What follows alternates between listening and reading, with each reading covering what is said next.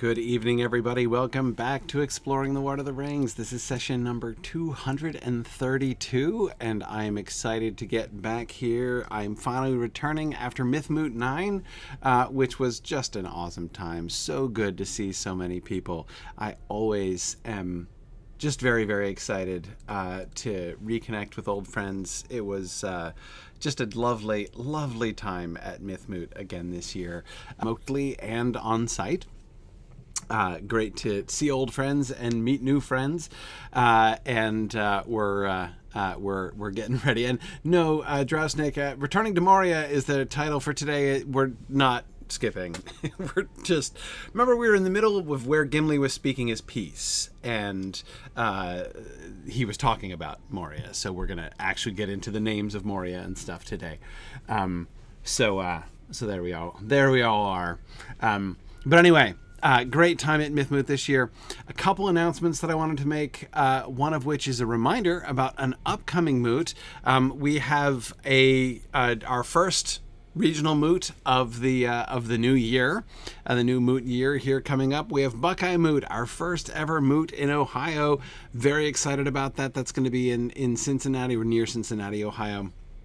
Now, I wanted to emphasize this because there's a slightly early deadline for registration for this. So the Moot itself is going to be on the 30th of July. However, we can only take on-site registrations up through the 16th of July. So that's just like a week and a half from now, essentially. And I know the traditional patterns is that a lot of people who are planning to come sign up in those last 2 weeks before there's a long-standing habit of last-minute signups for regional moots, which is a time-honored tradition. But that's why I wanted to emphasize this, that if you're planning to come in person, if you would like to attend on site there in Ohio, then there is a limit on that. So I just wanted to definitely emphasize that Buckeye Moot happening. It's going to be on that last Saturday of this month, the month of July, so July 30th. You can find more information for that. Where did I put it? I had a thing somewhere. Here it is. So we're going to be in Glendale, Ohio, which is just outside of Cincinnati, basically, is where we're going to be. So you can go to signumuniversity.org/events, and you will find this page, and there is the Buckeye Moot registration right up there at the top. So anyway, wanted to make sure to emphasize, don't miss out. I know there were a lot of people who were excited about Buckeye Moot, and we should have a really cool remote attendance. All of our regional moots, as has been the case now for over a year, we're planning to make all of them hybrid moots moving forward, so people can attend remotely to anyone that you like. But I definitely wanted to recommend for those who were in and around the Ohio area who wanted to be able to come. This is a really, really fun opportunity, and we're coming to your part of the country here for the first time, so very excited about that. So anyway, we're gonna do that. Are we gonna recreate Carothros at Mountain Moot? We might think about it. I will see. I don't know if the passes will be quite frozen over yet, but then again, who does ever think that, right? Anyhow. The second announcement I wanted to make is to echo an announcement that I made at Moot, a very exciting announcement for everybody here, of interest to folks here, and that is I announced the release of my new book, Exploring the Lord of the Rings, Volume 1. So a lot of people have been asking about this for a long time.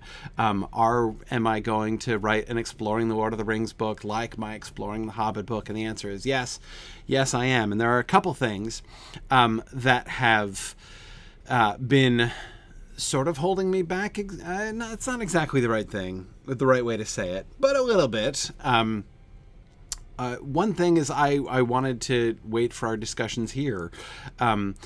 This has been a long and in-depth preparation for writing this book. This also, of course, addresses a question that several people have asked here before, which is, have pointed out that although it's fun to talk our way through the book very slowly and very in depth, as we've been doing and exploring the Lord of the Rings, that it kind of makes it hard to see the big picture, since we're always in so deep there. And it's true. There's little room in our discussions. We make lots of observations. We do lots of thinking through and sort of analysis of each sentence and each paragraph, but we don't really have the space in these discussions to back up and look at the big picture. That's what the books are designed to do. So this is volume 1. Volume 1 is going to be covering just book 1 of the Fellowship of the Ring. So this is going to be from the Long Expected Party through the Flight to the Ford. So I'm going to be taking a lot of stuff from our discussions there, in our discussions here, right? As we have gone through from those rushed early days, all the way down through the Flight to the Ford and spiritual boulders and everything else. So I'm really excited about that. If you want to see a little bit more about what's involved there, you can read my introductory chapter, which is open. So let me tell you a little bit, because this is the other thing. So on the one hand, I'm releasing the book, but it's not done yet. Let me explain how that's going to work. One of the other challenges, of course, to writing this book has simply just been getting the time to do it. I'm doing a lot of stuff, not just my 6 or 7 weekly broadcasts, but also, running a university and getting that started up, and it turns out that's a lot of work. So there's a lot going on with Signum. There's so many things that we have been doing that I've been really excited about, and it's been really great. But it's not left me a whole lot of time for just hanging out and writing a book. What I have decided, though, is to undertake this project in community with you guys. So, and this is, by the way, also about the Signum University Press. Signum University Press, at Signum University, one of the new things that we're doing is we've started a press. We're going to be publishing not only we're going to be publishing ebooks, we're going to be publishing some audio video projects and things as well. It's going to be the Signum University Press is going to be a digital press, which does things a little bit differently. And one of the things that I am interested to explore, to try out, is that I would like to see about making the publication process itself to avail ourselves more of the opportunity through the internet that we have found at Signum, the ways that we can connect as a community, and to sort of put that to the service of the publication process itself. Let me explain what I mean by that. What I mean is, normally a press just sort of takes a finished book, right? A book is written, and they take the book and their job is just to get the book to you, right? And that's cool. There's nothing wrong with that. I appreciate that and everything that's involved in that. But especially with the way that exploring the Lord of the Rings has been from the beginning, this dynamic community project, I wanted to involve people a little bit more. So here's how it's going to work. How it's going to work is I'm going to be writing this book over the course of the next year or so. And I'm going to be dropping about a chapter a month. A chapter a month is my pledge. That is what we're going to do.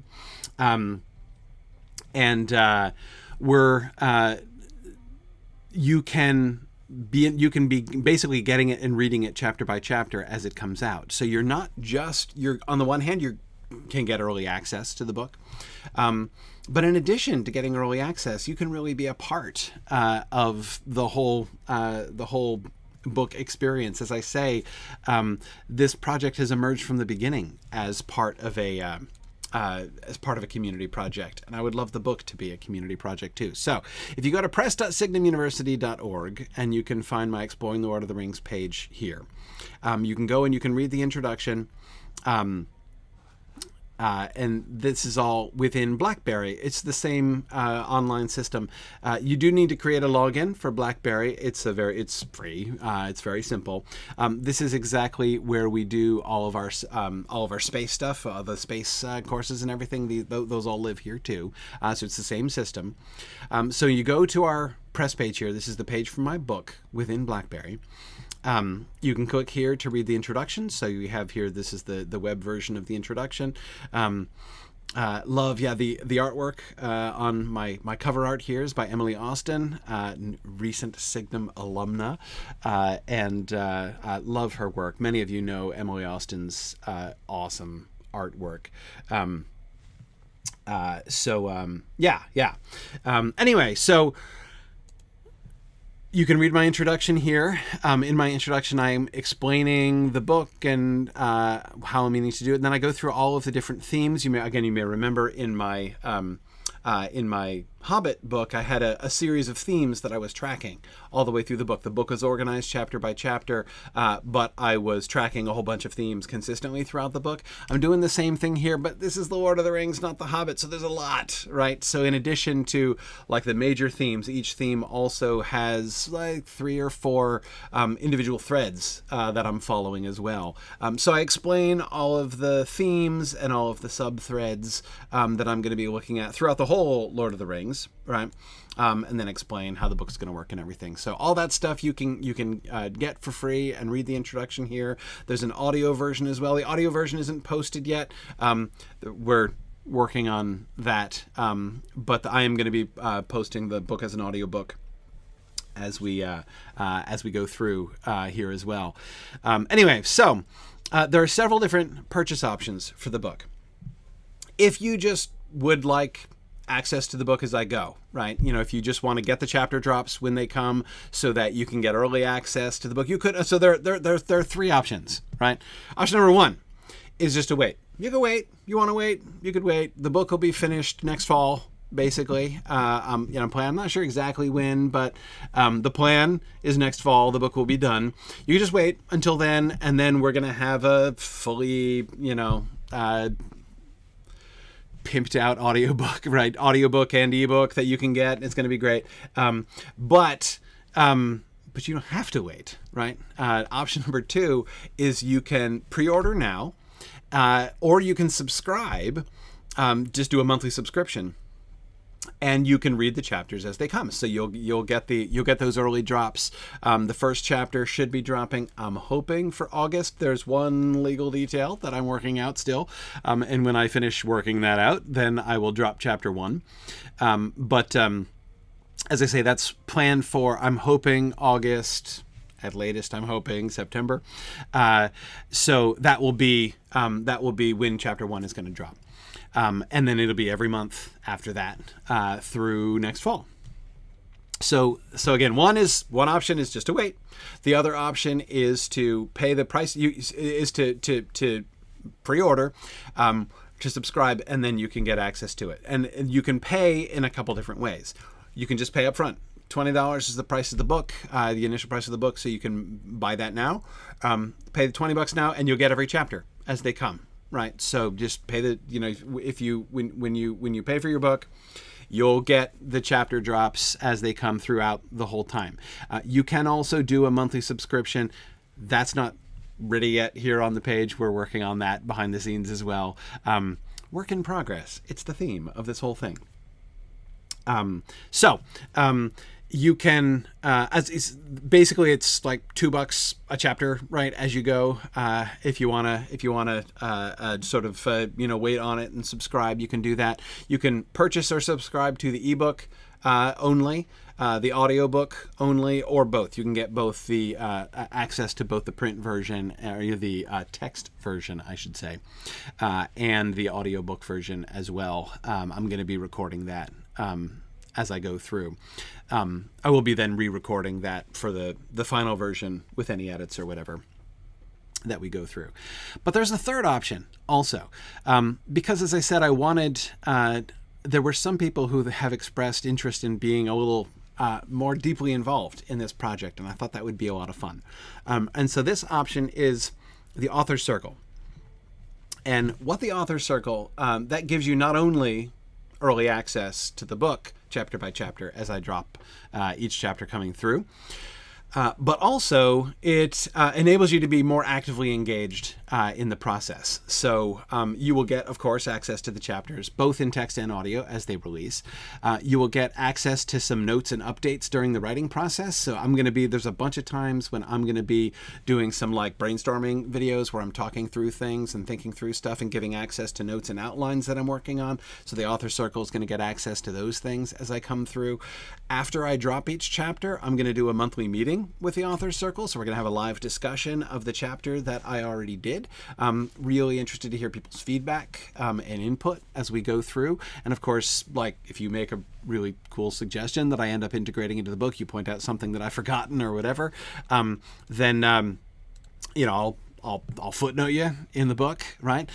Need one way or the other, I'll include the Author Circle on my acknowledgments at the start of the book, and then when the final book is completed and ready for its final publication at the end of the process, you'll get a personalized version of the book there at the end as well. So this is basically the Author Circle are for people who really want to be more engaged in the process, and people who really want to be patrons of this process. The subscription level for the Author Circle is $25 a month as we go through. $25 a chapter, which is exactly the same as $25 a month. I am very confident in that, but I'm going to say per chapter just in case. But anyway, yeah. So that's how the Author Circle is going to work. There have been a bunch of people who have signed up for the Author Circle already. I'm excited to. I've got some stuff I've been thinking about sending you guys already. So anyway, that is the plan. So you can wait a year, 15 months, whatever it is from now until the book is completed, or you can pre-order it, right? You can order it now, and you can get early access to each chapter as it comes, and then you'll get automatically a copy of the finalized copy of the ebook or the audiobook, or both, whichever you order. Or you can join the Author Circle, and again, for a larger monthly subscription, again, to be sort of a deeper patron of the project, and you can come along with me and be involved in those discussions from the start. So I'm really, really excited about that. Freebird, yes. Rola Velen, welcome, by the way. Does the Author Circle include the audiobook? It absolutely does. It absolutely does. You'll get both print and audio with the Author Circle, for sure. Yep. Let's see, other questions that you guys have? Yeah, good. Okay. Yes, Erua Hill, we are planning... when the book is finalized and it's ready for its final published version, then we are going to be doing like basically a print on demand for people who want paper books. I know there are those who still prefer their books on paper, and that's totally fine. That's not going to be a core element of what we do at Signum University Press. We really are a digital press from jump here. That's part of the whole philosophy of how we plan to do things at Signum University Press, but we're not like anti-paper books. We will facilitate that and make that possible. So it'll be, as I say, on a kind of a print-on-demand basis. I will sign paper books. I can also personalize ebooks and audiobooks. So I'm gonna do that too. But anyway. So that's the story. Any other questions that folks have? So someone was asking, what does all this mean for this class? Freebird, it makes this class more essential than ever. It does mean, and I say this in the introduction, like I tried to be as frank about this as possible because a lot of people haven't sort of thought this through. But yes, I fully intend to wait until we finish discussing Book 2 of Fellowship of the Ring, for instance, before I write Volume 2. I'm planning to continue doing this class as we've been doing, right? Having these discussions. These have been transformative for me. I mean, the Explorer has simply been the most incredible Tolkien learning experience of my life, and I would like to continue that. Like, that is what is inspiring these books, and that's what's going to really make these books remarkable. I don't plan to move ahead of them. So I'm going to wait until after we have discussed our way through each volume in order to then go and write the book on that. So it does mean there's going to be a little bit of delay between the volumes, and it does mean that volume 6 is going to be a while before it comes out. Yes. Does that mean I'm going to wait 30 years to publish volume 6? Yup. That's exactly what that means. Anyway, so that's what's good. But fortunately, there are many other things to talk about too, and I'm really excited. As I've said, it has been hard for me to carve out time to get time to write, and it's been something I've been longing for years. And I think that this model that I'm experimenting with on exploring the Lord of the Rings is going to be, I think this is going to be a really good model for producing work, for producing stuff, right, for writing books. And there's a whole bunch of things that I want to do. And I'm really looking forward to the feedback and the engagement, as part of that journey with you guys as we go through. So there'll be some gaps in between the volumes of exploring the Lord of the Rings, but that'll be a good thing, because there'll be more things to do. People have been teasing me about, am I going to do exploring the Silmarillion? Yeah, I could totally do exploring the Silmarillion. I don't think I'm going to live long enough. I doubt, not even I am that optimistic. I don't think I'm going to live long enough to do exploring the Silmarillion when we finish exploring the Lord of the Rings. I do believe that finishing exploring the Lord of the Rings will be my retirement from live broadcasting. That's my fearless prediction right now. I think I'll make it, but I don't know how much further I'll make it after that. But that doesn't mean that we can't work through some things together. And there's a bunch of projects that I really, really look forward to doing. I would love to do exploring the Silmarillion, to work our way through that together. And not just the Silmarillion. I would really like to do some stuff with the history of Middle-earth too. A particular thing that's kind of on my heart to do that I would really love is to do a book that examines the growth of the Lord of the Rings, looking at the history of the Lord of the Rings volumes of the history of Middle-earth and how the story took shape in Tolkien's mind. We've kind of touched on that here and there in a few places in our discussions in exploring the Lord of the Rings. I would love to kind of do that a little bit more, a bit more thoroughly, right? Anyway, so I have all kinds of books. Not to mention, there's like other non-Tolkien books I'd like to write too. There's at least one Watership Down book I would really love to write. I'd like to write to write a Dracula book. Some of these books, some of you guys have discussed with me in the Mythgard Academy series, which would be a whole lot of fun. Anyway. So much time. Yeah, JJ, I've often thought that, like, if I could just have like a magic ring that would just extend my life, I think that's just what I need, right? Because I think that would work out great. I've been thinking about it, and I don't see any flaws in this plan. So I think it really could work.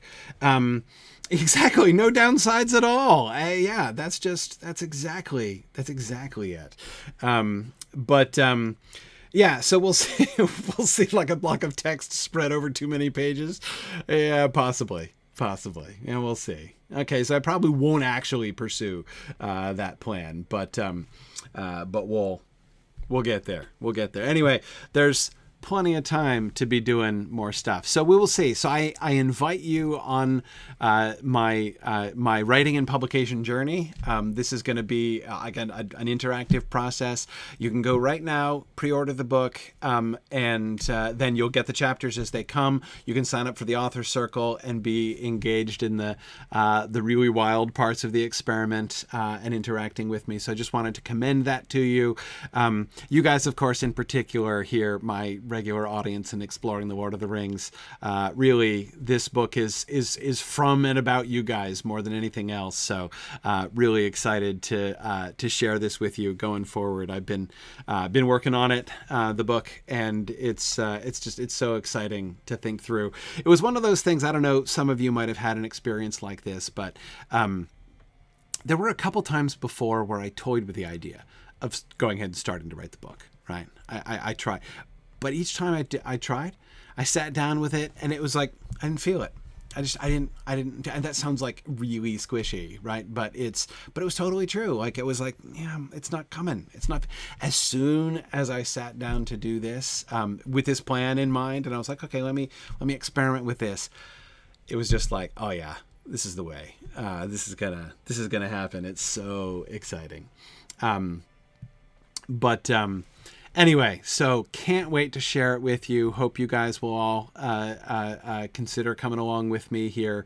And of course, helping to, in doing so, helping to support, not only me, but also Signum University as well. The Signum University Press is really hoping to be able to publish some really cool stuff. We're going to be doing not only scholarship, but fiction, and also, as I said, some audio-video projects as well, film documentaries and stuff like that. There's a bunch of things that we're planning to do. And as usual, at Signum, we're hoping to make a difference. The difference, with our educational programs, the main thing we've been focusing on is tuition, making sure that we can make things available, make, excellent education available at a price that's not going to cripple students. That's been the core of our calling in our educational programs. With our press, the problem there is not so much the price of books, though that's not great in some places, and there are some ways in which the price of books are real, especially scholarship. It tends to get priced ridiculously out of the range of normal people. So being able to publish really great scholarship that's actually accessible to people is one of the things we should be doing. But really, the main difference that we're hoping to make in the publishing side of things is supporting authors and artists better, who often really get the shaft in the modern publishing world. And just as, Signum kind of looked at the student debt issue and said, you know what, that shouldn't be. Let's see if we can find a new way to do this differently. That's where we've really been looking at the publishing world and saying, that's not right. We think that we can treat authors, scholars, artists, performers much better than they are traditionally done. So that's what we're working on. Okay, yes, and I saw a question, who's going to be reading the audiobook? Me! I'm reading the audiobook. Kind of insisted on that. We could have found somebody with a cooler voice than me, but as this book has emerged from my my weekly teaching, I really wanted to voice it myself. So I'm reading the audiobook myself for sure. And as I say that, I'll be the introductory audio will be dropping soon, and each chapter as they drop that will be available. As I said, you can get that in print or audio or both. So, sorry, text or audio or both. We argue about nomenclature. I keep slipping up and saying print. Print is the word that I use for like printed letters, like letters that are, that you look at with your eyes. But I've lost that argument because too many people associate the word print with actual paper, like print on paper. So, Sarah, in my vocabulary, print equals visible, audio equal, print equals eyes, audio equals ears. Anyway, but text. So we're gonna have text, which means like the ebook, and then print will refer to the actual printed books. Am I gonna double space after periods in the ebook? Evil Dr. Cannon asking the crucial question. This came up in our panel discussion at Moot when we were announcing the press. People were teasing me. I am one of those people who puts 2 spaces after periods. Evil Dr. Cannon, no, I'll be very surprised if there are 2 spaces. If there are any, if the 2 spaces are left after my periods. So yeah, probably not. Anyway. Awesome. Okay, so again, press.signumuniversity.org if you want to come in and order that, and I invite you to do that. All right, let's move forward. It's time to get back to Gimli, whom we've left in mid speech here. So I'll start it back again where we talked about the first paragraph, and then we stopped before he started to dilate more on Moria, right? I need no map, said Gimli, who had come up with Legolas and was gazing out before him with a strange light in his deep eyes. There is the land where our fathers worked of old, and we have wrought the image of those mountains into many works of metal and of stone, and into many songs and tales. They stand tall in our dreams, Baraz, Zirak, Shathur. Only once before have I seen them from afar in waking life, but I know them and their names, for under them lies Khazad-dûm, the Dwarodelf, that is now called the Black Pit, Moria in the Elvish tongue.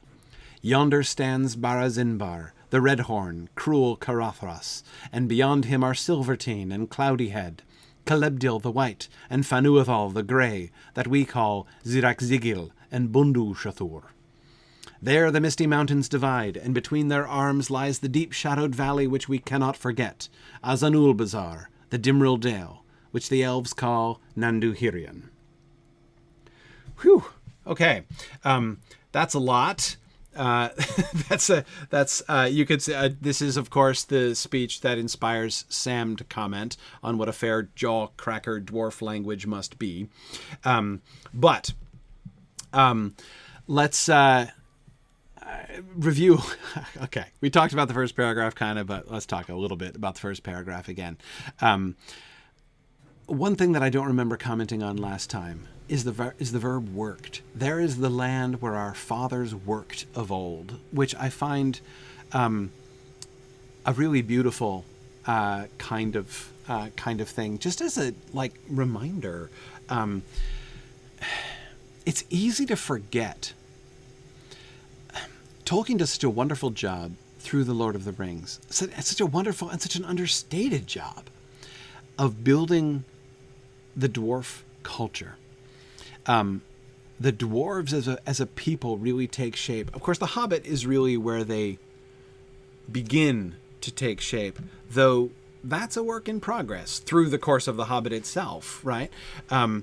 We get to know the dwarves a little bit better, and they begin to take shape more clearly as we get towards the end of the Hobbit. The shift, the famous shift in tone in the Hobbit as it becomes much more serious. You may remember, for instance, in his London Times review, C.S. Lewis talking about the how we suddenly find ourselves in a serious Norse saga at the end when what started off like a children's fairy tale. Anyway, so we get more serious stuff about the dwarves. But the Lord of the Rings and Lord of the Rings in general, Gimli in particular, are really transformational, I think, for our understanding of the dwarves. And it's easy to forget how marginal the dwarves were in Tolkien's imagination. I mean, this is one of the things for people who read the first 5 volumes of the history of Middle-earth, the volumes which cover the work that Tolkien did from his teens through the publication of The Hobbit, essentially. And when you read people who read that early stuff, I mean, I think definitely one of the top 5 reactions to that early material is, holy cow, where are the dwarves? Not only where are the dwarves, but what are the dwarves, right? In Tolkien's early imagination, there were always dwarves. But they're A, very marginal, B, they were bad guys. I mean, they were explicitly, like, they're lumped in with the orcs. They were part of the children of Melko at the very beginning. Then they moved to become these profiteering, independent, like they weren't actually servants of Morgoth, but they were independent, but only independent in a war profiteering kind of way, selling arms and armor to both sides, basically, the elves and the orcs. It was not a good look, right? And The Hobbit remembers those traditions. There are several references in The Hobbits that show that that's the kind of framework that he's coming from, that he's not assuming that dwarves are heroes, right? Dwarves are not heroes. You may remember that line from The Hobbit. But a calculating sort of people with a high opinion of the value of money. This is The Hobbit, right? Remember? That's what, in fact, dwarves were, right? Again, towards the end of The Hobbit, we begin to see them becoming something else, right? When Gimli steps forward and says his piece here, we can see dwarves, I think, are quite different, right? There it is. Yes, thank you, JJ, for the whole quote. There it is. Dwarves are not heroes, but calculating folk with a great idea of the value of money. Some are tricky and treacherous and pretty bad lots. Some are not, but are decent enough folk like Thorin and company, if you don't expect too much, right? Yeah, that was the... And remember, that was, JJ, if I'm recalling, that's chapter 11, right? When they discover the opening, right? But that's all the dwarves standing around that's said in response to Thorin sending Bilbo down the hole by himself, right, to go find Smaug. So you can... Or at the very beginning of chapter 12, right? Exactly, right after the door opens at the end of chapter 11, and then right when Bilbo's going to go down and have his conversation with Smaug. Absolutely. So in other words, we're not talking about chapter 1, right? We're talking about this is well on. This is past the turning point, past the point where the tone of the book has significantly changed, which happens around Lake Town.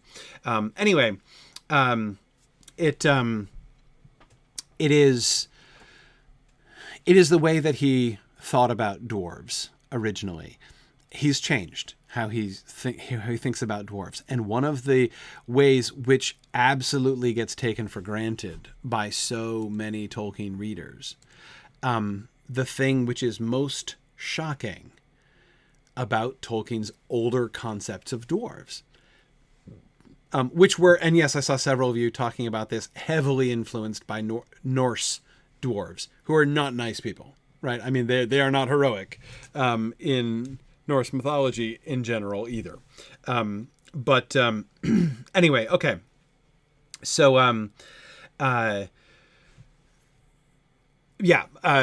wait, sorry, lost my train of thought. Norse mythology,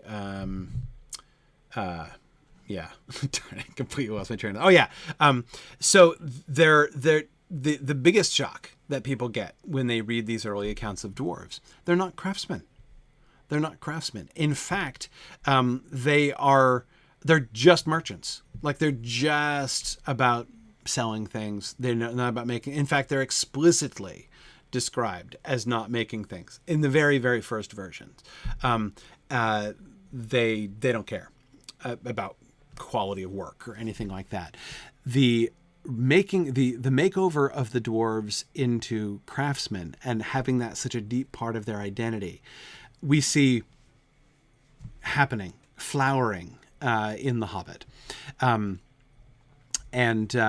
we see, like, basically Far Over the Misty Mountains Cold, like the song, when Thorin and the dwarves sing their song, the Far Over the Misty Mountains Cold song, not the Chip the Glasses and Crack the Plate song.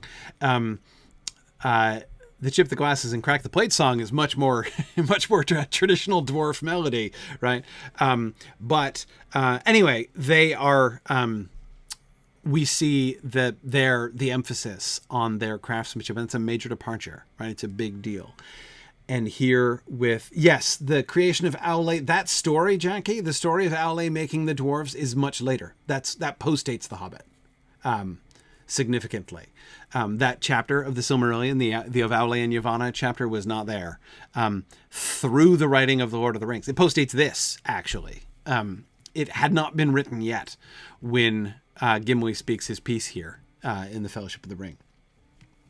That's a piece of retcon after all this stuff happens. Yeah, exactly. Anyway, so here we are, right? This is why I digressed onto all of that, because that first sentence gives us this fresh understanding, even compared to The Hobbit in a lot of ways, right? It's not alien to The Hobbit. The seeds of all of this are there in The Hobbit, and we definitely kind of are brought to that place by the time we see Thorin and the dwarves interacting with the work of their fathers, the craft of their fathers, in Erebor, right? When they're exploring the dragon's hoard after Smaug's death, though they don't know it yet. We begin to see these things. But again, this first sentence, there is the land where our fathers worked of old. What he values about this, it's not, the value of it, right? It's not the ownership. That kind of jealousy of ownership is another thing very much associated with dwarves, still associated with dwarves through the Lord of the Rings.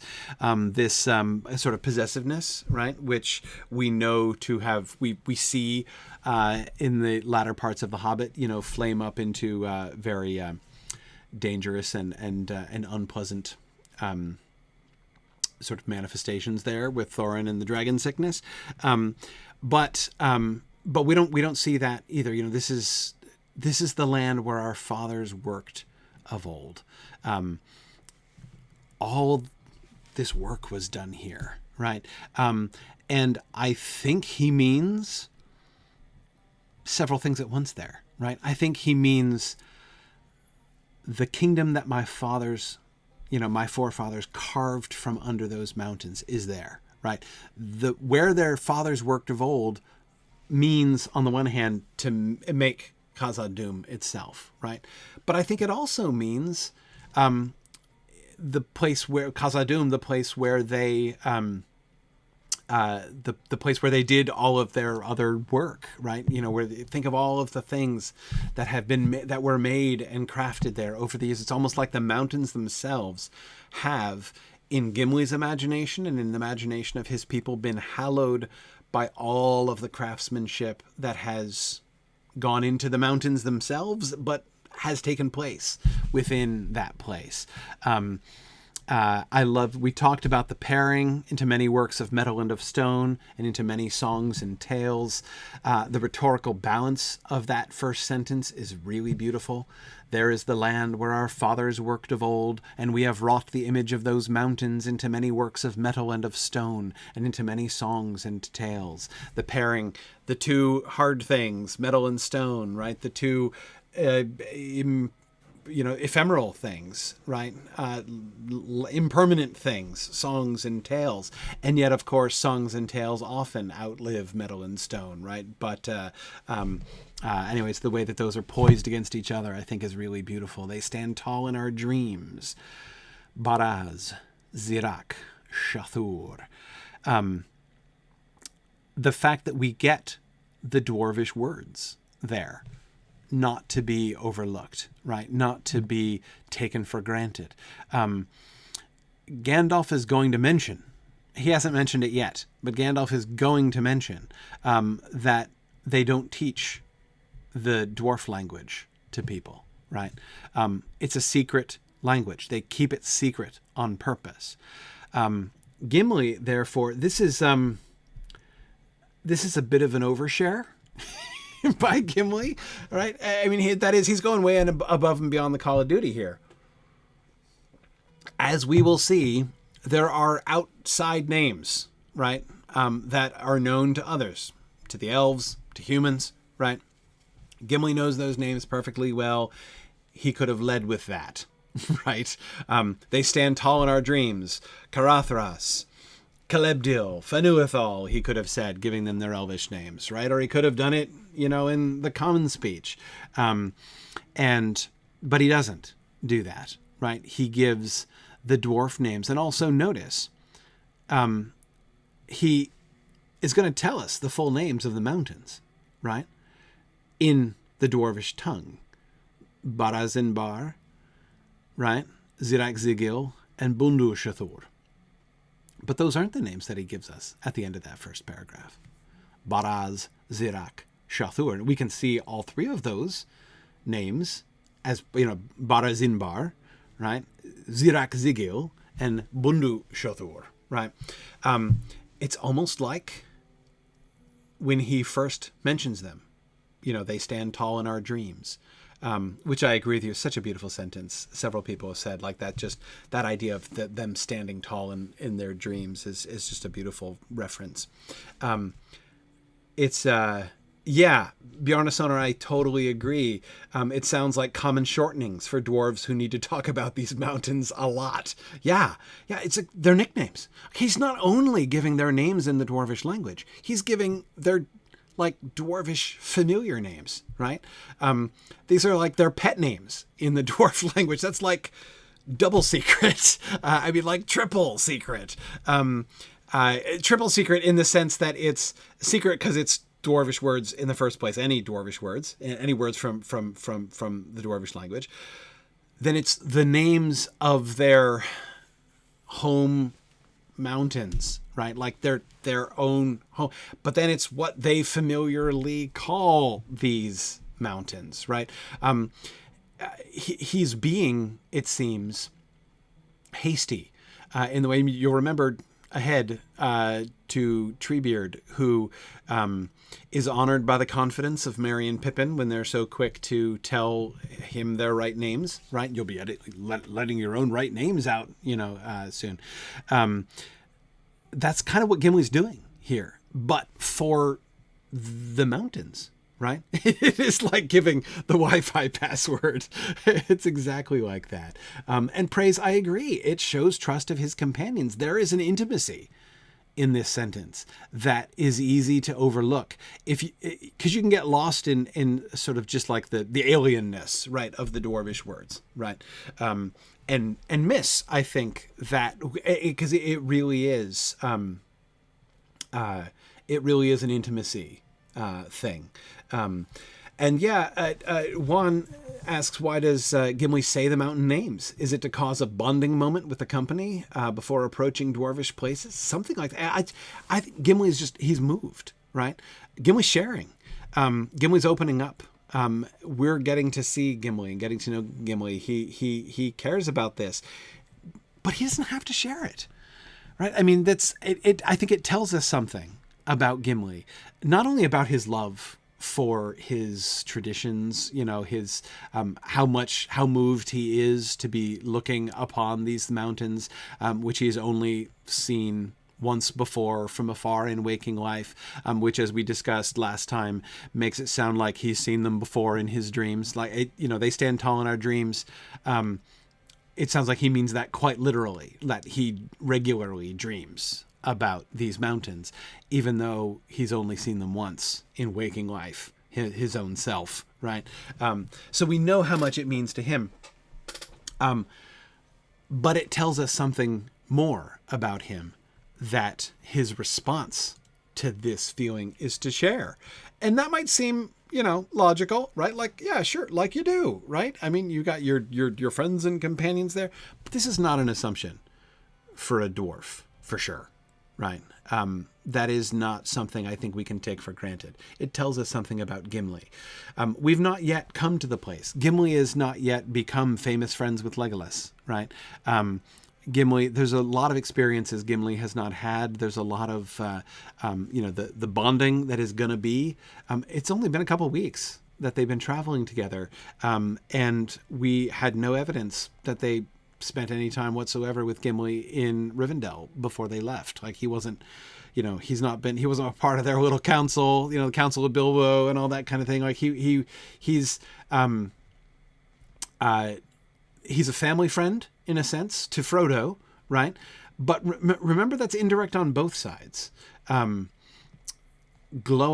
and Bilbo were companions, right? And so the two of them, that is Gimli and Frodo, will be indirectly known to each other. But I'm sure many of you have had the experience of like getting thrown together with like the kid of one of your parents' friends, right? It doesn't always lead to instantaneous bonding in my experience, right? And that's kind of Gimli and Frodo, right? Glóin and Bilbo, had a lot that they shared, but this is not the sort of the normal thing. Anyway, so it does say something about Gimli, that he is willing to open up about this, that he is willing to share this with them. I think that's kind of a big deal. But now on to the rest of his share here. Only once before have I seen them from afar in waking life, but I know them and their names, for under them lies Khazad-dûm, the Dwarrodelf, that is now called the Black Pit, Moria in the Elvish tongue. Okay. First of all, notice what Tolkien is doing here. And then notice what that again shows us about Gimli's character. So this paragraph is like almost self-indulgent on Tolkien's part, right? Tolkien loves this, right? Notice what he's doing. What he's doing is continuously, through the whole rest of this paragraph, giving translations, right? He's giving translations. Under them lies Khazad-dûm, the Dwarrodelf. Okay, so those are not just two names; those are translations. He's giving us this paragraph is like the Rosetta Stone, right? Well, it's like the Rosetta Pebble. It's not the whole stone, right? So you don't get the whole passage translated into multiple languages. But there are several places where we get these kind of little nuggets. This is one of the things in James Tauber and Elise Cedeno's space course. They've been doing a space course on Tolkien's invented languages in The Lord of the Rings. This is one of the passages that they'll look at. The places where Tolkien gives us the tools that we need to begin to learn his secondary languages. And you can see that here, right? So we've got Khazad-dûm, the Dwarrodelf. It took me a long time before I realized that was a translation, because I didn't know what the word Dwarro meant. But of course, some of you may be familiar with the story. When Tolkien was publishing The Hobbit, right?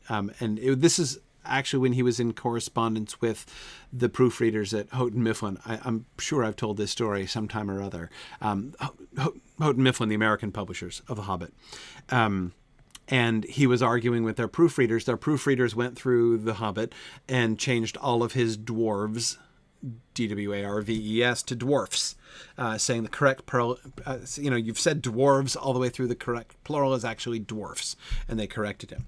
And of course, like Tolkien rolled his eyes and said, well, technically, the correct plural of dwarf would be dwarro, but I'm not going to stick to that, right?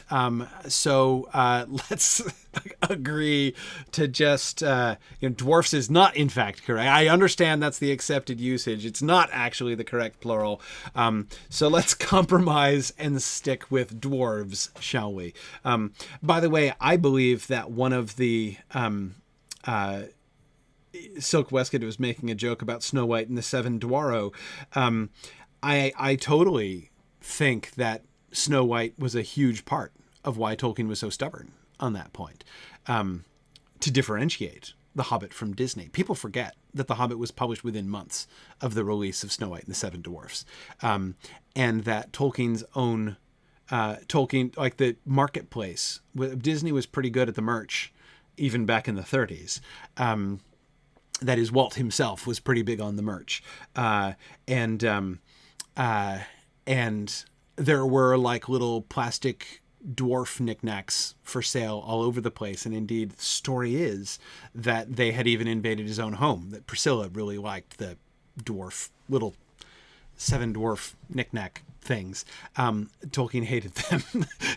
And anyway, so he was well aware. There was a lot more advanced marketing for Snow White and the Seven Dwarfs than there was for The Hobbit, shockingly, right? So anyway, I believe that Snow White and the Seven Dwarfs was very much one of the things that he was that was fueling his desire to have a different plural for dwarves. And yes, Gilgalady, that is true. If I had one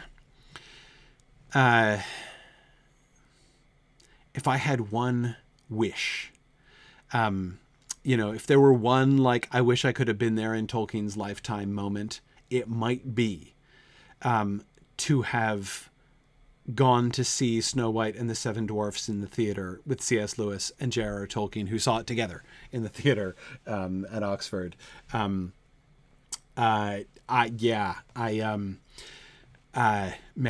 I can only imagine. I can only imagine. We don't know very much about the outcome of that evening, but oh man. Anyway, so it's seriously, Mudmore, I've often thought that would have been the greatest MSD3K ever in the history of film. Oh man. Okay. Anyway, point is, Dwaro, plural of dwarves, right? Delph, it just means delving, right? Like the thing delved by dwarves, right? The city delved by dwarves. So there's our first little hint, right? We've been taught our first piece of Kuzdul there, Khazad Dum. So Khazad, okay, dwarf in the dwarf language. The dwarf's name for themselves is Khazad, right? And we will hear that again, of course, in Gimli's battle cry, right? The axes of the dwarves are upon you, right? Baruch Khazad. The axes of the dwarves are upon you. So again, we can get a little bit of oh, sorry. And I meant to comment, one of you, who was it? Praise? Was it who said, which is totally true and ironic and fun, that of course, oh yeah, Musical is you, that people tend to say now, Snow White and the Seven Dwarves. Tolkien's plural has won. So in the end, Tolkien didn't only win that fight with the proofreaders at Houghton Mifflin. He beat Disney, right? Snow White and the Seven Dwarfs look silly now. He beat English. Exactly, Valori. Exactly. It's fun. Now, you're right, Musical, that we can't yet quite be certain about the syntax here. Khazad Dum, like which half of it means dwarves, right? But I think we can kind of guess, and as I say, we'll get that a little bit confirmed later on. But then we get the next one that is now called the Black Pit, Moria, in the Elvish tongue, right? So here's our little hint about the Elvish tongue, right? That the Mor prefix, the M-O-R prefix, which of course we've already heard very famously in Mordor, the Black Land, as it's already been called. Okay, so Mor equals black in the Elvish. Do you see what I mean when I call this paragraph? Well, self-indulgent sounds like an insult, and I don't mean it as an insult, but how this is the philologist and teacher, right? He doesn't just want to use his invented languages in his names. He wants to use his invented languages in his names in ways that are going to sound appropriate, but that are also going to help people to awaken to the reality of those languages themselves, right? He wants to try to help the languages themselves to come alive, I think, to people. It would be one thing just to use his own language to come up with cool sounding names, and he does that. But he seems to want a little bit more than that. And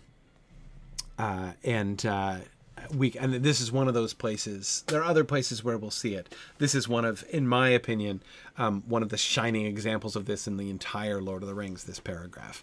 And he goes on before, who was talking about this before? I'm forgetting who was. Eruachel, I think it was you.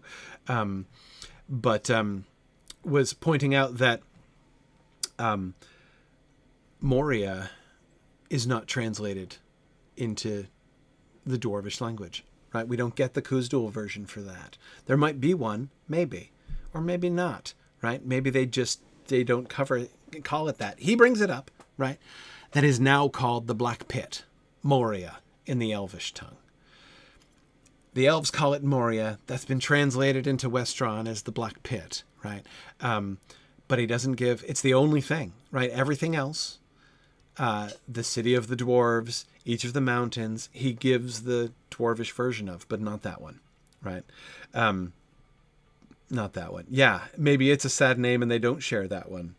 Almorea, I think that's possible, that they might have.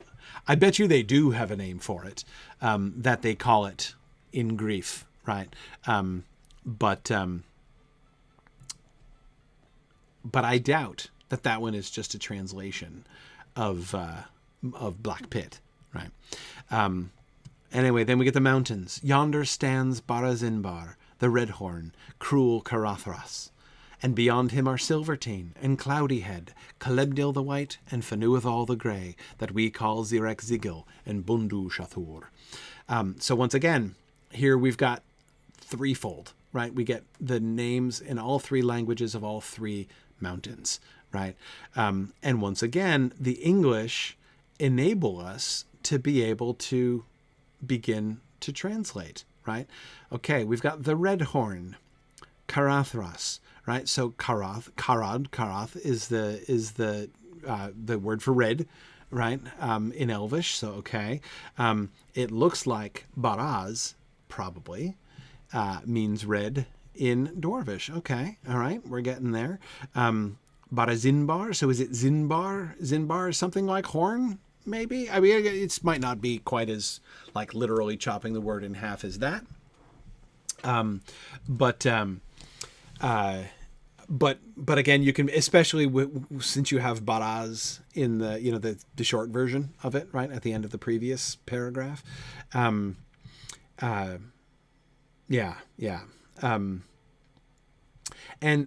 Matt, I agree. If the dwarves had translated Moria or something like it, calling it something like the Black Pit would be a kind of surrender. Gimli and others still believe that it can be re-inhabited. Yes, I agree. They're not giving up on it for sure. So let's see. Bjarnason, explain what a calc is. I'm not familiar with that term. Are the names calcs in Elvish? Explain that. I don't know that vocabulary, and I'm sure a lot of people don't. Translate each part of a word or expression. I don't know for sure, but I suspect so. I suspect so. We know we can see elements, right? The English and the Sindarin do look like it. Exactly, Trifle. Right. Rather than loaning the form or making your own original word. Yes.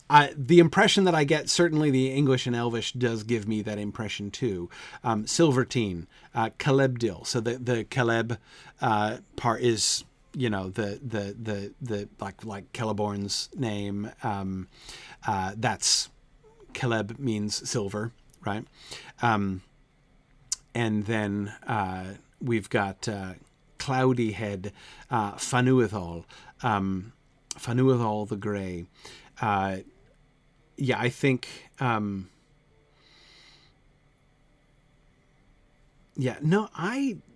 don't think Corey, I never thought of that before. I don't think. So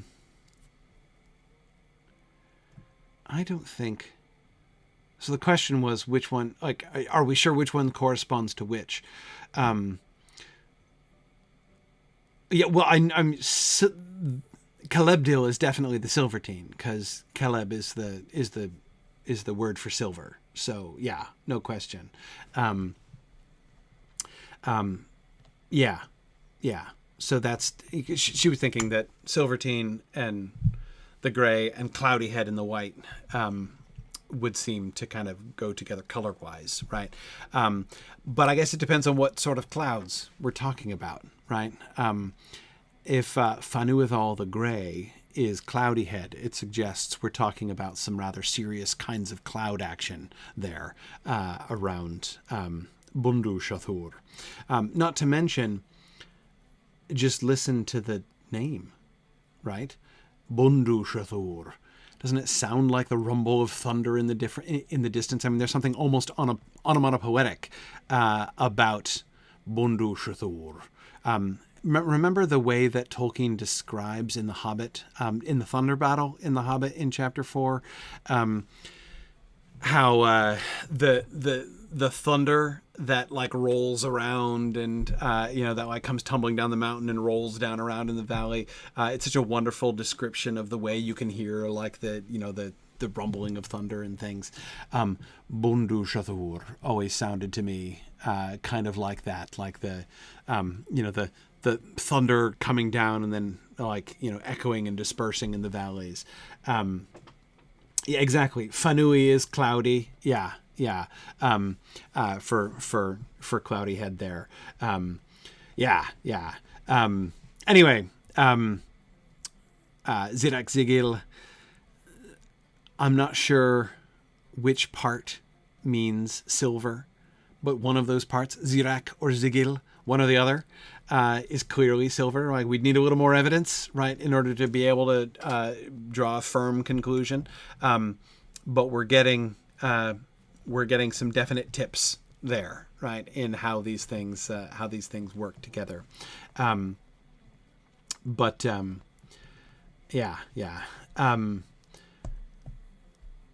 Yep. Anyway,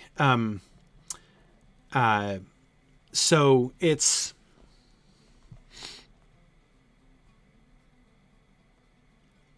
clearly Tolkien not just having fun with his invented languages in the sense of, making up names and words in his invented languages like he did, right? It's not just that. This is a special kind of fun that is embedding for his readers the fun of discovering the languages themselves. All by itself, we wouldn't necessarily know that. And again, I know I read this paragraph many, many times before I figured that out. For me, it was Moria, the Black Pit, the Mordor and everything, seeing the Mor prefix used in other places. And then I noticed the Caleb prefix used in other places and began to see how this all sort of fit together. Exactly. Bjarnason says, 60% of the fun I have in reading the Silmarillion is realizing that I understand what a name means without an explanation. Yeah, that's a fun moment. That's a fun moment when you when you can do that. I agree that it's significant, Bjorning, that Gimli doesn't explain what the Dwarvish names mean except Caradhras. He will share the names, but not the meanings. He does give a little gloss, doesn't he? Cruel Caradhras. Right? A little commentary which tells you something about the stories attached to Caradhras. Clearly, we're gonna, and of course, it's a piece of foreshadowing too. We're gonna learn more about that kind of thing. Anyway, yeah. Let's see. Oof, Rowan, that's a big question. Did Tolkien distinguish petty dwarves from dwarves before writing this or after?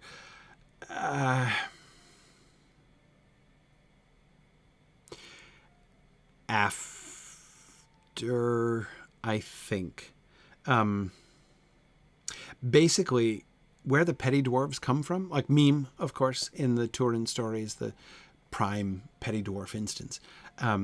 And essentially, it's kind of Tolkien trying to have it both ways, in a sense. That is, Mime the dwarf, he was the dwarf. I mean, like, he was like the Durin equivalent, pre-Durin. Before Durin was invented, there was Mime. And Mime's a right jerk, and a very Norse, I'm laying a curse on the treasure kind of dwarf. And man, the Curse of Mime, huge plot feature. The Curse of Mime becomes almost a bigger plot feature than the Silmarils in the early Silmarillion. So it's a big deal. And it's kind of like him wanting to, you named your lizard Mime. I had forgotten that, Karita. That's awesome. But anyway, Mime, it's like after he changed dwarves, right? When he went back and he wanted to, but he didn't want to change Mime. He wanted Mime to still be the jerk he always was. So he kind of invented a reason for that. Gilgalady, I've always wondered why we don't have more memes. I will tell you, when I listened to the Silmarillion with my sons, which both of my kids, for reasons, read the Silmarillion before they read the Lord of the Rings. It's an occupational hazard, I suppose. I hope it hasn't too hideously stunted their growth. But when we got to, we're listening to it, right? When Martin Shaw reads, I shall take you to, he says, welcome to the house of Mime. And both of my kids just busted out laughing, and they were like, how is there not a website called the House of Mime? Like, seriously, come on, people. But anyway,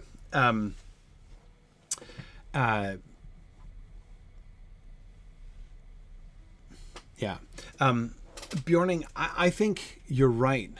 Coming back to this, Bjorning says, reading this passage with all the exposition Gimli gives, it makes me wonder if we shouldn't be more conscious of how big a deal it is for a dwarf to travel with men and an elf separated from the dwarvish community. Even Glóin wouldn't go to Rivendell alone. It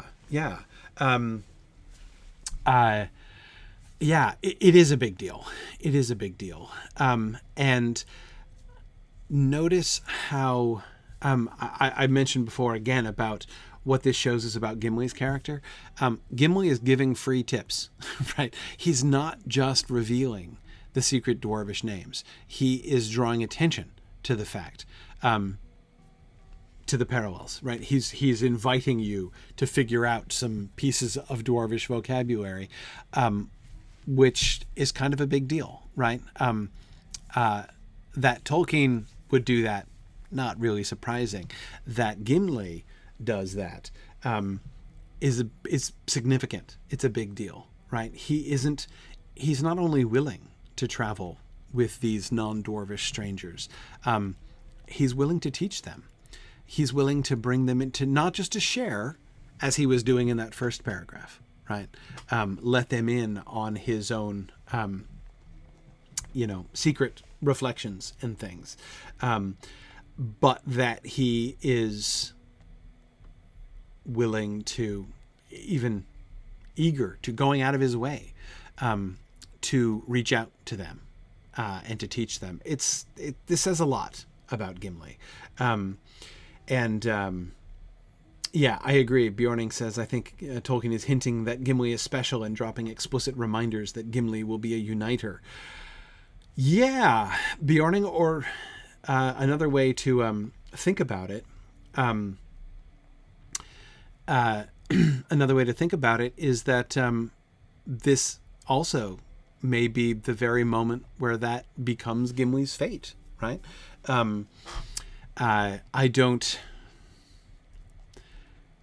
Nothing that I see in Tolkien's writing process leads me to believe that Tolkien thought out Gimli's character history in advance before writing this. That just didn't tend to be his way, right? He discovered things as he went along and was usually surprised to find them. So I think I agree with you, but I think what we're seeing is Gimli's role as a uniter, as an ambassador to other cultures, is emerging in his second paragraph of speech here. And I think that that's going to, I certainly agree, it is going to become a more and more important and a more and more dominant theme. And I do agree with you, Eruakil, that going back to meme for a second, that is relevant here. This might be the last, this might be the first time that men and elves went to a mountain with a dwarf alone since Meme and Turin and Beleg. Certainly in Tolkien's imagination, it's very relevant, right?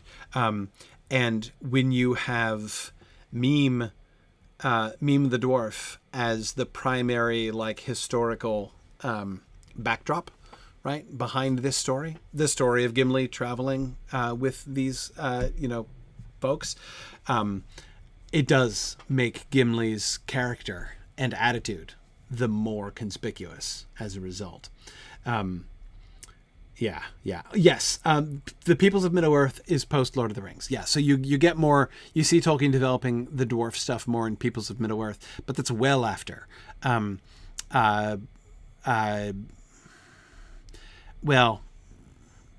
Chronology of looking up at my shelf here. The Peoples of Middle-earth is, that's the last volume. That's like the last couple years before Tolkien's death. So some of the stuff in the Peoples of Middle-earth is written like 15 years after the publication of The Lord of the Rings, much less the writing. Some of that stuff is 20 years, almost 25 years after the writing of some of this stuff. From when he was sitting down and drafting this passage for the first time. Absolutely. Okay, good. Thank you, JJ. I wasn't sure. That was my thought, but I wasn't positive. Thanks for looking that up. Through Sauron Defeated, that is Sauron Defeated, Volume 9 of the History of Middle-earth, and that's basically the end, right chronologically within Tolkien's life, the end of the composition of the Lord of the Rings material. He says he sees no reference of the petty dwarves in Tolkien's writings, only one in one of Christopher's notes. So he alludes to it, alluding to the published Silmarillion, of course. Right. So yes, I do think that the petty dwarf concept is a post Lord of the Rings construction. I'll say it more confidently now, JJ, now that you looked that up for me. I appreciate that. That was my suspicion, but I needed to look it up myself, but JJ has. That the petty dwarves were a post Lord of the Rings reconstruction in order to explain why now you've got to go out of your way to explain why dwarves aren't heroes because we're now used to them being heroes, right? Dwarves have been so thoroughly transformed. Gimli has so thoroughly transformed what dwarvishness means, what it means to be a dwarf, that we now need a reason, right? If Meme and his sons are exiled and bitter and nasty, there needs to be like a reason, an explanation for that. That's like something that demands an explanation now. Before it was just dwarves, am I right? Right, but now it's not. Like, that's not how dwarves are anymore in the post Lord of the Rings world. So he invents the separate story.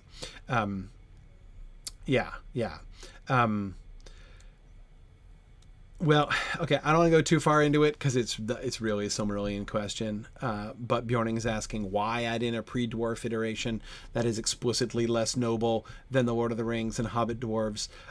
Because he still wanted Meme and Meme's character. He didn't want Meme to be he didn't want to lose Meme's character. Like, ultimately, that's what it was about.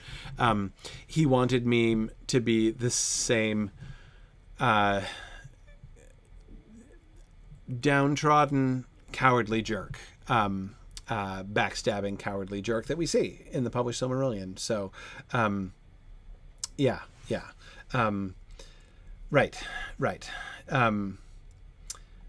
Anyway, okay.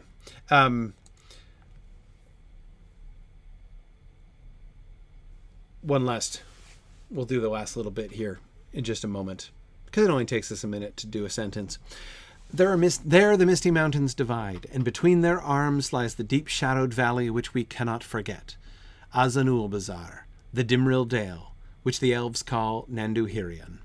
Once more we get the three things. Dimril Dale, that's Westron, right? So that's the English name. Nanduhirion is the Elvish version, and Azanul Bazar is the dwarf version of the Dimril Dale.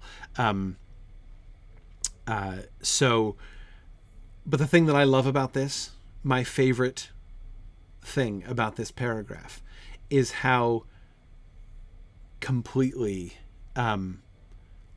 inscrutable it is. Between their arms lies the deep-shadowed valley which we cannot forget. Why? Maybe we can put that together, right? I mean, there's that, we get the Azog story, but if you know Tolkien, the story you're thinking of right now has not been written yet, right? That story's in Appendix A. And Appendix A is part of what delays the publication of The Return of the King, right? It's not exactly the story of the burned dwarves, Josh. Good to see you again, Josh. Nice to meet you at Mythmoot, and all that stuff. He's not written that yet, right? Even writing the full story of how Thorin gets his name Oakenshield, right? All that's all Appendix A stuff, right? We don't have Appendix A yet. All we have is The Hobbit, right? Yeah, why? Let me get back to you on that. Yeah, exactly. Now, I don't think this is one of those instances where Tolkien just drops this and is like, I wonder why. I got to figure that out, right? I think he kind of knew. There are references, of course, to the war between the goblins and the dwarves and the fight at the Mines of Moria and Azog the Goblin, right? All that stuff is there in The Hobbit. So we know enough to figure that's probably what he's talking about, right? So even without Appendix A, we have a sense of what he's discussing here, of what he's alluding to here. But it's pretty elusive, right? I mean, it's not really clear. But here is something that's clear. And that I think is very significant. The tone of this. The deep-shadowed valley which we cannot forget. When Thorin mentions the Mines of Moria, and the war with the goblins in Chapter 1 of The Hobbit, he does so in the context of bragging about the dwarves getting their own back against the goblins. And remember, this is what Bjorn remembers. When Thorin is introduced to Bjorn, Bjorn looks with some favor on him because he has famously killed a lot of goblins in his day at the war, at the Mines of Moria. So it's the victory of the dwarves. And remember, that's even the thing that gets referred to when Bolg shows up at the gate, right? When Gandalf comes with his warning that the goblins are attacking at the battle of soon-to-be 5 armies. He talks about, Bolg, whose, father, there are references to it, right? There are memories of it.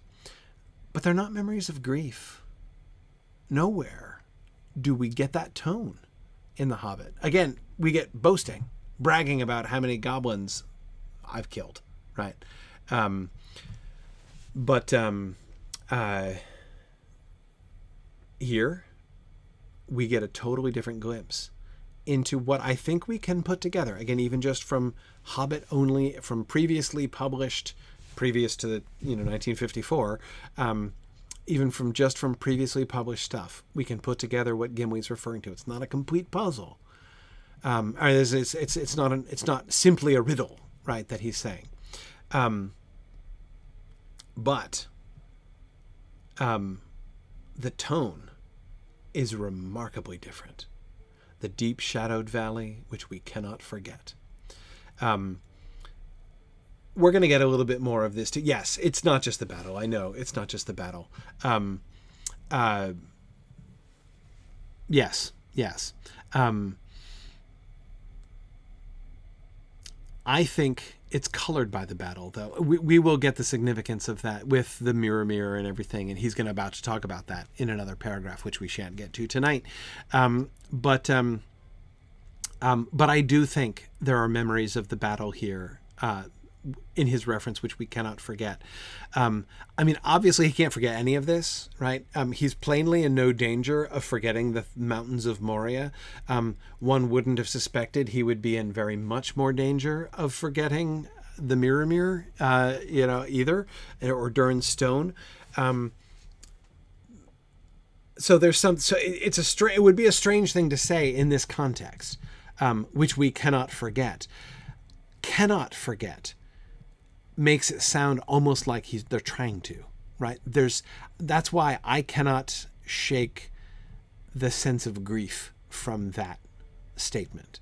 The deep shadowed valley, which we cannot forget, parenthesis, and we've tried, right? Almost, right? Not quite, but you see what I'm talking about there? But I do agree with you, Musical, that it's layered. This valley is unforgettable in multiple ways, right? But I think that we can hear. I think that we can hear some of the complexity of that. It is not only reverence that he has for that valley. If it were, it's burned into their memory, as it were, Josh. Exactly. Absolutely.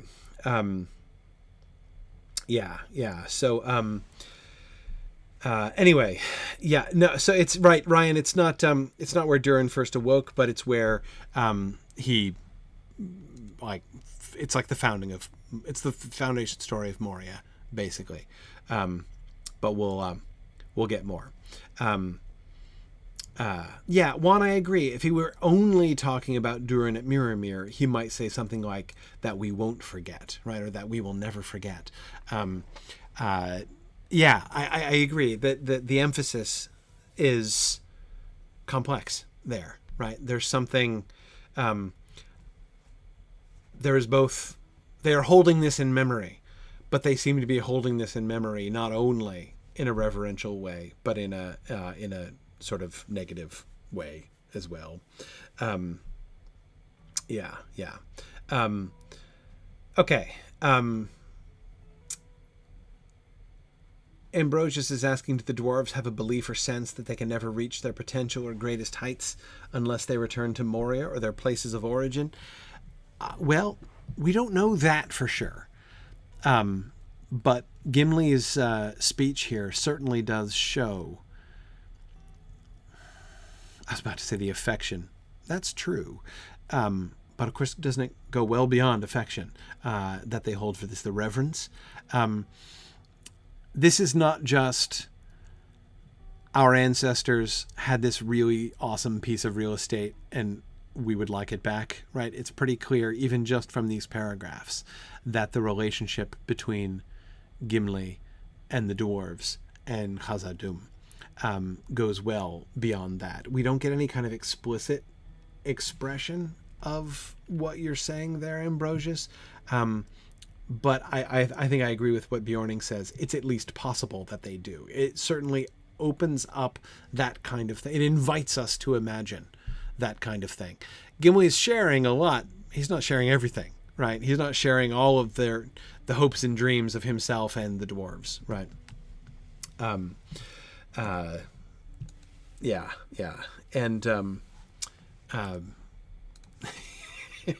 and you can also perhaps kind of see why I slightly self-indulgently called this class Return to Moria, which is the name of the new video game that's coming out probably next year. That I'm consulting on because I was thinking about it a lot. I was thinking about this passage a lot when I've been working with them, and I've been thinking about that a lot as we were thinking about this in thinking about this passage. But anyway, because of course the premise of the game is that Gimli himself is in the Fourth Age. Organizing, pulling together the return to Moria. So, anyway, it's fun stuff. I can't. Sorry, I should have brought it up because I can't talk more about it. But anyway, it's been on my head. Next calendar year, fiscal year, Valian year. I hope before next Valian year, JJ. But yeah. Okay. Anyway,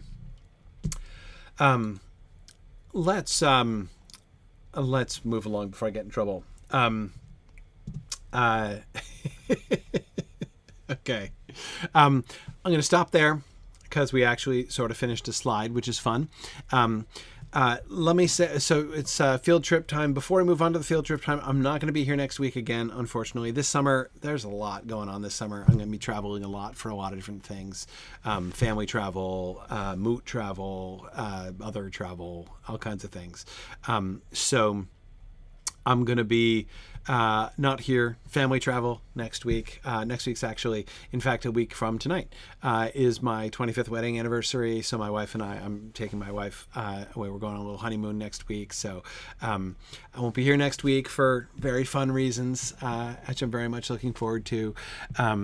But so I won't be here next week, but I will be back the week after that. So we will be back on the 19th. And we will continue looking at Gimli's words about Moria, and Gandalf, of course, is going to spill the plan for what they're actually planning to do. Kinda, mostly of it. So we'll talk about that in 2 weeks. In the meantime, let us go do the let's do the field trip. For those of you who can stick around with us. Good evening, Valori. How are you? I'm doing great. We had a great Myth Moot, didn't we? Oh man, we did. That was so much fun. Oh boy. That was awesome. We are where at my milestone says no bottle, is that correct? Yeah, I think that's the nearest so we let's see, here we go. Okay. Yeah, no bottle is what I got to for that. I think we made it up to Tyfield, but there wasn't a milestone at Tyfield? Yes, that sounds about right. But I got a bit muddled because we did the whole tour on the bingo. Yeah, exactly. I'm kind of muddled with it too. I think the rest of our Yondershire tour here is going to be maybe a little quicker than other, because we looked at a bunch of places already. So we'll kind of do a review and survey. For those of you who missed it, we did a little, what ended up being a little mini marathon stream. Actually, we streamed for like 3 hours on Thursday night. Oh, I was fading by the end. Oh man. Oh man, yeah, that was that was a lot, but that was intense. Pay off at the end, so that was good. I'm still inviting her. Yeah. Everyone to the raid. Oh right, people. Right, yeah. Yeah, we'll get a lot of people today. There are a lot of people today. Interesting thing is, I was in the chat with was it Chrono? I was having a chat because I found it interesting from a geological point of view, the different colors attributed to the mountains, which would indicate like a couple of things. And my first theory was like, were we looking at different layers of strata made of different mineral deposits, that sort of thing? And then of course we started thinking of things like snow-capped and how the light would hit them, and all these different things that would affect how a mountain looks. Right. From a different point of view. Yeah, and we already saw that with Caradhras, right? That Caradhras presumably is that mountain that's sticking up like a tooth, right, with the red glow of the sun on it. So we saw the redness of Redhorn, looking not like a tooth, not like a horn, but a tooth, right? But yet that's presumably the red horn in question. Yeah, rotten tooth, wouldn't it? Yeah, but like the red always makes me think it's got a lot of iron deposits in it. Maybe it does. Yeah, maybe it does. And because you would think that the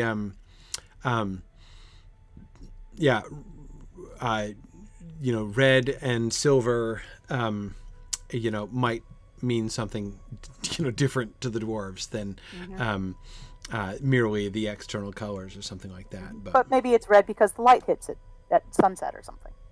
Yeah. So Yes, exactly. Exactly. Yep. No, and that's certainly seems to be true of Carothros for sure. Yeah. All right. So let's see. What direction are we going? Where have we been? We went down to Foxden Heath because then we visited down to what's it called? Down here in the Shire. Where's the other? Little Delving. Right. Yeah, that's what I. Oh yeah. I think we have a few more pubs to see. First off, we do have some more pubs to see. So Tyfield. Then we went to Tam Amothir is where we explored on the field trip, and we saw a nice Elvish ruin, clearly party house. We were looking at we saw the breakout rooms there and everything. So, and we went up to Longobel. Right, we saw that as well. Let's go through Tyfield and then up to up towards Gammich and Ostlageroth up there, and then we can pop over towards Longcleave maybe. So I doubt we'll get further than Gammich today. But Gammich, as I recall, Gammich from the Mythmoot stream, I mostly just spent time trying to not run into trees. So let me yes. Let's look around and up there. Fall off waterfalls. Oh, I have a picture of that I got to post. That's right. Falling off waterfalls? Yeah, exactly. Yeah. Taking the scenic route in various places. Yeah. Right before you plummeted off of one. Exactly. Yeah. Well, that's just it. I saw your bridges picture. It was very flattering. I'll post that in the Discord feed. Yeah. Fun fact, my youngest turned 6 years old today. Really? Oh my goodness. Which means we've been doing this stream for almost 6 years now. Yeah, I remember your youngest as a babe in arms at Mythmoot that one year. Little swaddle baby, fast asleep on that film episode. Yep. Exactly. Oh man. 6? Really? 6, I know. Yeah. So it's like we're going to have to teach your son to do the academic stuff, and I'm going to have to teach my kids to be smart asses. Right. Man, yeah. I mean, as soon as like some of the, children born at the beginning of this show start like graduating from high school is when, we'll know that we're old and halfway done. So there we go. Speak for yourself. I plan to live forever. Okay, so that was Tyfield. We didn't look around Tyfield because we looked around that before. So let's head up to Gammich. That's where I want to go. I want to go to Gammich. All right. Okay. Yeah, so Aaron, this is The Lord of the Rings Online. For those of you who are unfamiliar with LOTRO, The Lord of the Rings Online is a very venerable MMO. It's been running for, golly, what is it, 13 years? 14 years now? 15 years now? 15 Goodness. years. Which in MMO years is like 105. Yes. So it's a very old MMO, Well but preserved. it's well preserved. Yeah, it's still very delightful. And so very delightful and playable game, and just remains and continues to expand into I still think probably the greatest single adaptation of Tolkien's work in any medium. I have been saying that for years, and there are other really good adaptations out there. Peter Jackson did a reasonably good job. The One Ring tabletop role-playing system is a brilliant and gorgeous adaptation. But as far as like a the the extent and the detail, what they have put together in ELOTR is pretty amazing. So, okay. Yeah.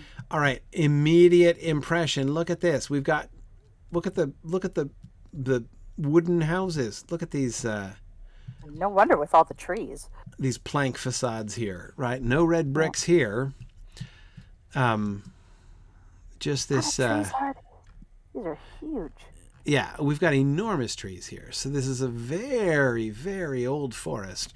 There's some newer growth, but this is, oh, hang on. Look, They're like it's malorns. Yes, yes. Is there anywhere else west of the Misty Mountains where we see trees of this size? I'm trying to remember anywhere else. Like the Chetwood doesn't have. Hang on, I'm going out now to even in the old forest. I mean, the old forest presumably has some very old trees, but I don't recall the old forest in the game having trees like this. Yeah, yeah, yeah. That's it's remarkable. Yeah. Christoph, I am following all of the chats as well as I can. There's a lot going on. But anyway, I'm looking at this. In the Breland, we've got the Chetwood. There's the old forest, obviously. I say oak. Yeah. Yeah. I don't think that Chetwood does have trees. Maybe I'm not giving it credit, but Chetwood was kind of shrimpy compared to this. It seems to me like, I mean, I don't remember anything like these. I mean, these are enormous. These are like these old forests on the East Coast out here got trees like this, but they're few and far between. Yes, exactly. I think that's why it reminds me so much of the Maryland Ren Fair. Right. It's nestled very much in a very old part of Maryland forest. Yeah, though there's not many old forests like this in even on the East Coast. Couple of bunces here. Oh, the curricles. Look at the little curricles. Yeah. Hidebound.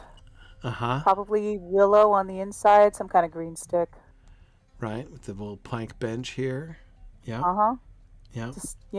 I like the bench actually. I haven't seen a curricle with a bench before, but it makes perfect sense. Yeah, and you've got this one bench woven with reeds, and then the other with a plank bench there. Yeah. That's the 2-seater. Right. So one of the things that I'm gathering now as we're looking at multiple towns around the Yondershire is it's much more eclectic than the Shire and therefore than the main Shire. The architectural style remains consistent. They look like hobbit holes and smiles, that we see in the Shire. But this isn't grass on the roof; it's moss. These bright green roofs. It's not grass; it's moss. Oh, really? Yeah. Look, there's tile underneath it. Oh, yeah. You're right. Would make sense with all this shade. Yeah. Right, you can see the tiling around the edges. Mm-hmm. Yeah, that's cool. I love how it mimics the grass. Right.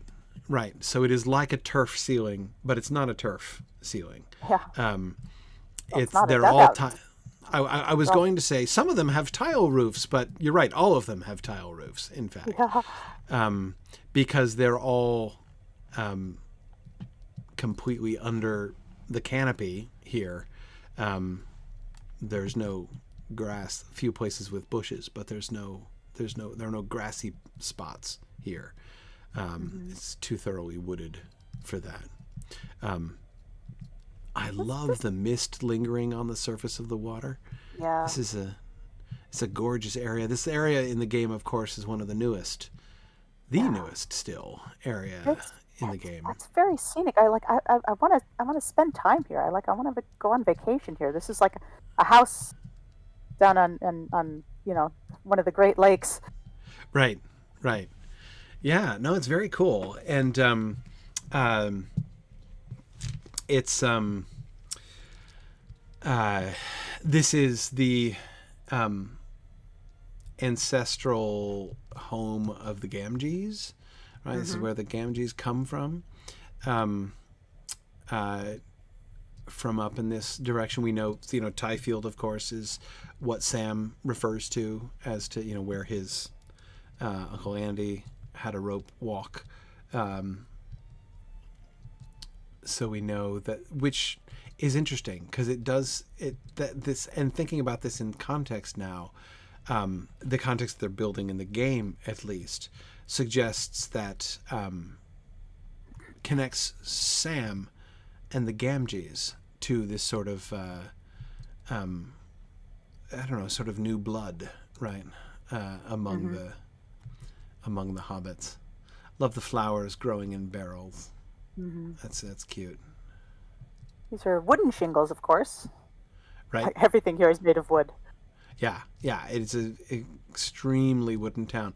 But it does suggest that the different towns that we've seen, which have been largely internally consistent, the red brick in No Bottle, the stone in Tyfield, and now the wood in Gammich, is very that it's very much connected with the local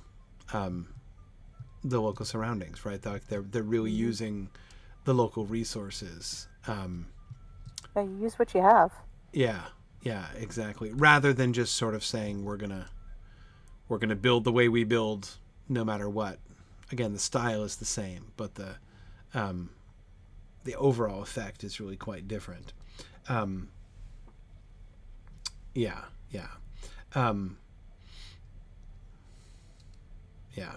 Exactly. As Tomas says, it's all contextual architecture. Yeah, I agree.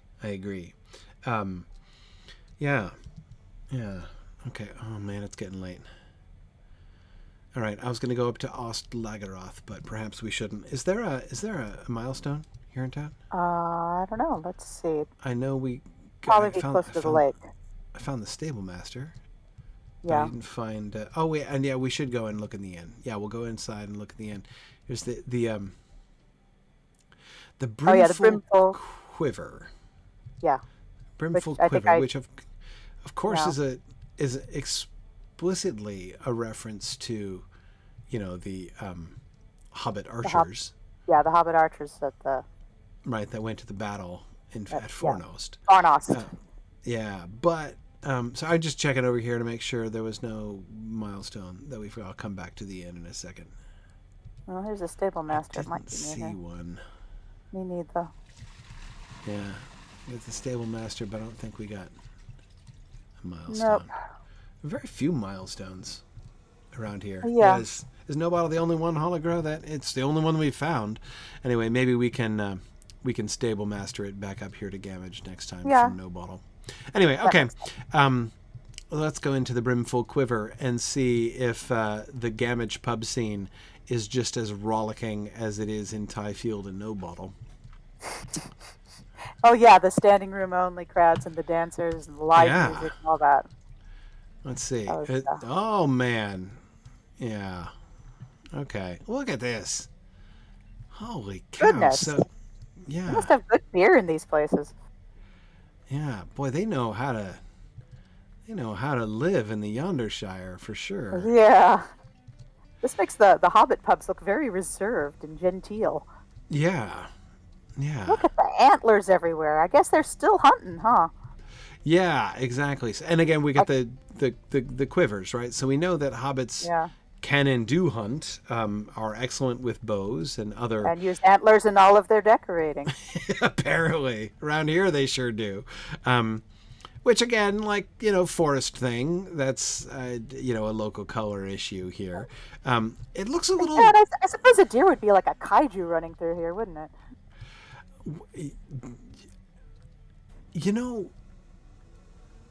The deer head doesn't look as imposing as I might have expected it to, but maybe I guess it's size wise that is sort of proportional to the, but I guess it's probably just because as in most in-game indoor areas, the head clearance is a little bit more generous than it probably would be in an authentically built Hobbit hole. Yeah. If the entire room were if you're 3.5 proportioned feet down to tall, hobbits. looking up at those nostrils is going to be pretty intimidating.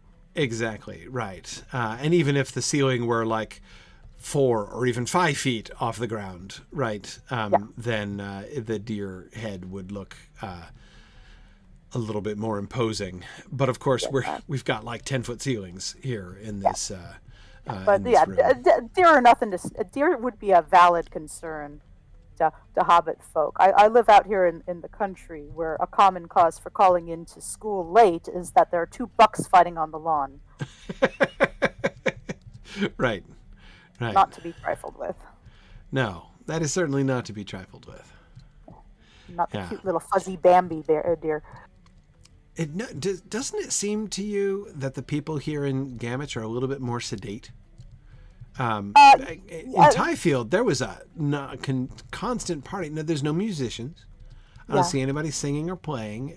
There's very little dancing. There's a lot of storytelling. There's a lot of lounging. There's it seems congenial enough. I'm not saying. Oh yeah. And they're obviously all here. For this young lass leaning menacingly against the wall of antlers. Right. But yeah, it seems a little bit more sedate up here. Yeah, it looks like they've had a long, arduous day of real toil. Yeah, it makes me wonder. I mean, the wooden houses as opposed to brick do give the impression of like more financially humble, right? Like, but that might not necessarily be. But yeah, a little bit more working class, perhaps in some ways. Yeah, Tyfield was certainly more upscale. Yeah. It seemed to be. It seemed to be, and certainly upbeat as well. Yeah, it's like Tyfield was like Cambridge at lunchtime, and this is like Cambridge like at 6 p.m. Right. Yeah. It's tea time still. Very. I mean, again, everybody's here. They don't seem to be mad. They're not. But they're like sitting, having serious conversations around their food and beer, and maybe telling stories and. Well-stocked larder. Yeah, nice larder here. Mm-hmm. He's peeling potatoes. Okay, didn't see what that guy was doing there. Ooh, it's a big box full of ham. Box full of hams. And there you go. Gotta love that. Pea soup. Got some carrots. Got some. I don't know what's in the bucket. I'm hoping that's a cleaning solution. Yeah, maybe. I think mushy maybe. Peas. It's mushy peas. Yeah, possibly. But yeah, man, wow. Okay, so the pub scene continues to hold true. We'll see Longcleave is the last town, I think, that we have that we haven't explored. So we'll see what the pub in Longcleave is like. But but I have high hopes at this point. And then we'll look in a little bit more detail at a couple more of the ruins. And then we can move on from there. Maybe it'll be time to actually head back to Carothras in Eregion after that, as we're beginning to approach Carothras. I think this one little fella's had a bit much to drink, though. He's talking to the stuffed bear. Out there? Yeah. Oh, this guy? Yeah. He's definitely had a few. Yeah, I think probably so. Whoa, Movie Aristotle says he counts 79 hobbits in the end. 79? That is a lot of population right there. And you win the jar of jelly beans on that one. Yeah, that is impressive.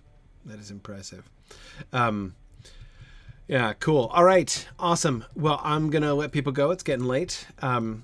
But thanks very much, everybody, for joining us. As I say, I'll be away next week, but I will be back the week after, and we will... happy maybe we'll head over towards Longcleave first, and then do the full ruins tour thereafter. Excellent. That might be a better way to do it. But all right, awesome. Thanks everybody for joining us, and we will see you guys in a couple weeks. Bye now. Bye.